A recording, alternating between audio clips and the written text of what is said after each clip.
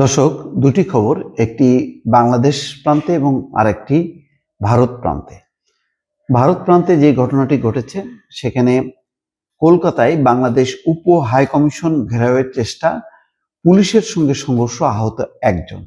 আর বাংলাদেশ প্রান্তের যে খবরটি দেখা যাচ্ছে তাতে বলা হচ্ছে কলকাতায় জাতীয় পতাকা অবমাননা এবং ইউনূসের কুশপুত্তলিকা দাহ, সরকারের প্রতিবাদ। কি ঘটনা? এখানে বলা হচ্ছে যে ভারতের উগ্রবাদী সংগঠন হিন্দু মহাসভার সদস্যরা কলকাতায় অবস্থিত বাংলাদেশ উপ হাইকমিশন ঘেরাওয়ের চেষ্টা করেছে। এ সময় বিক্ষোভকারীদের সঙ্গে সংঘর্ষে এক পুলিশ সদস্য আহত হয়। ভারতীয় সংবাদ মাধ্যম ইন্ডিয়া টুডের প্রতিবেদন থেকে এই তথ্য জানা যায়। ইন্ডিয়া টুডে কলকাতা পুলিশের বরাত দিয়ে জানিয়েছে, আজ বৃহস্পতিবার হিন্দু মহাসভার সদস্যরা বাংলাদেশে সংখ্যালঘু হিন্দুদের উপর চলমান হামলার প্রতিবাদে উপ হাইকমিশনের সামনে বিক্ষোভ শুরু করেন। শান্তিপূর্ণভাবে শুরু হওয়া বিক্ষোভটি উপ হাইকমিশনের কাছে পৌঁছালে উত্তেজনা বেড়ে যায়। বিক্ষোভের এক পর্যায়ে হিন্দু মহাসভার সদস্যরা বাংলাদেশ হাই কমিশন ঘেরাও করতে গেলে পুলিশ বাধা দেয়। তখন বিক্ষোভকারীরা পুলিশের উপর হামলা চালায়, এতে একজন পুলিশ সদস্য আহত হয়েছেন। উল্লেখ্য, জাতীয় পতাকা অবমাননার অভিযোগে গত 30 অক্টোবর নগরীর কোতোয়ালি থানায় একটি রাষ্ট্রদ্রোহ মামলা হয়। এই মামলায় চিন্ময় কৃষ্ণ দাস ব্রহ্মচারী সহ 19 জনকে আসামি করা হয়।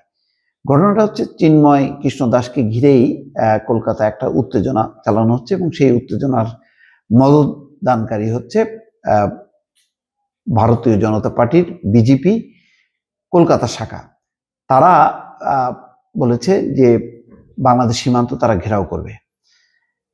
চিন্ময় কৃষ্ণ দাসের গ্রেপ্তারের পরেই বাংলাদেশে বিক্ষোভ করেন ইসকনের অনুসারীরা। তবে চিন্ময়ের গ্রেপ্তারের বিষয়টি বাংলাদেশের অভ্যন্তরীণ হলেও ভারত এই নিয়ে বেশ উদ্বিগ্ন হতে দেখা গেছে।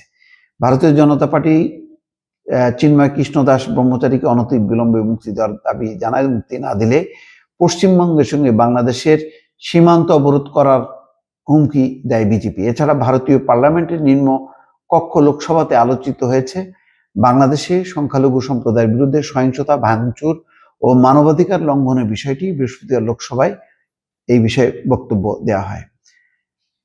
অন্যদিকে যেই খবরটি এসছে দি বিজনেস স্ট্যান্ডার্ডে, তাতে বলা হচ্ছে যে কলকাতায় জাতীয় পতাকা অবমাননা এবং ইউনূসের কুশপুত্তলিকা দাহের তীব্র নিন্দা বাংলাদেশের, এবং এই ধরনের ঘটনা যাতে ভবিষ্যতে আর না ঘটে সেজন্য প্রয়োজনীয় ব্যবস্থা নিতে ভারত সরকারের কাছে আহ্বান জানিয়েছে বাংলাদেশ সরকার।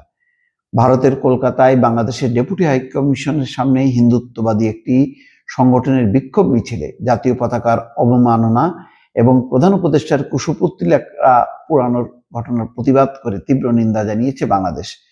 শুক্রবার এই সংক্রান্ত একটি সংবাদ বিজ্ঞপ্তি প্রকাশ করেছে পররাষ্ট্র মন্ত্রণালয়। বাংলাদেশ সরকার জাতীয় পতাকা অবমাননা এবং প্রধান উপদেষ্টার কুশপুত্তলিকা পোড়ানোর দুঃখজনক ঘটনার তীব্র নিন্দা জানিয়েছে বলা হয় বিজ্ঞপ্তিতে। বাংলাদেশ সম্মিলিত সনাতনী জাগরণ জোটের মুখপাত্র চিন্ময় কৃষ্ণ দাসকে গ্রেপ্তারের প্রতিবাদ এবং নিঃশর্ত মুক্তির দাবিতে গতকাল বৃহস্পতিবার কলকাতায় বাংলাদেশ ডেপুটি হাই কমিশনের সামনে বিক্ষোভ মিছিল করে বঙ্গীয় হিন্দু জাগরণ মঞ্চ নামে একটি হিন্দুত্ববাদী সংগঠন। বাংলাদেশ সরকার গভীর উদ্বেগের সঙ্গে লক্ষ্য করছে যে গতকাল বিকেলে কলকাতায় বাংলাদেশ ডেপুটি হাই কমিশনের বাইরে বঙ্গীয় হিন্দু জাগরণ নামক একটি হিন্দু সংগঠন সহিংস বিক্ষোভ আয়োজন করে। যাই হোক, মানে বিষয়টা হচ্ছে যে সামান্য চিন্ময় দাস, তার ব্যাপারে গোয়েন্দা রিপোর্ট বা পুলিশের রিপোর্ট যাই বলি না কেন, সেই রিপোর্টের ভিত্তিতে আইনগত ব্যবস্থা নিয়েছে। তাকে এমন না গুম খুন, তাকে কোনো কিছুই না, তাকে জামিন নামঞ্জুর করে কারাগারে পাঠানো হয়েছে। একেবারেই আইনগতভাবে এগোচ্ছে সরকার। এইটাকে কেন্দ্র করে ভারতের পররাষ্ট্র মন্ত্রণালয় যেভাবে আচরণ করেছে, তারপরে বাংলাদেশের তাদের লোকসভায় এই বিবৃতি দেওয়া হয়েছে এবং কলকাতা বিজেপি যেভাবে বক্তব্য বিবৃতি দিয়ে মানে এমন একটি পরিস্থিতি তৈরি করছে যাতে মনে হচ্ছে যে চিন্ময় দাস হচ্ছে তাদের নাগরিক, অথচ বাংলাদেশের যে কোনো নাগরিক, হিন্দু মুসলিম যেই হোক না কেন, যারাই উগ্রতা প্রদর্শন করছে তাদের বিরুদ্ধে কিন্তু পদক্ষেপ নিচ্ছে বাংলাদেশ সরকার।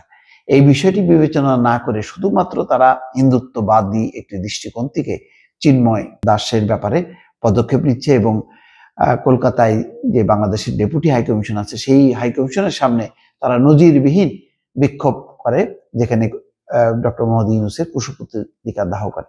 যাকে এই ঘটনা নিয়ে ভারতে বেশ উত্তেজনাকর একটি পরিস্থিতি তৈরি করা হচ্ছে, যার প্রতিবাদ করেছে বাংলাদেশ। জানি না এই ঘটনাটি মানে দুই পক্ষ একটা কূটনৈতিকভাবে এটি সহনশীল একটা অবস্থায় নিয়ে যাবে কিনা, নাকি এই ধরনের উত্তেজনা চলতে থাকবে, এখন সেটি দেখার বিষয় দর্শক।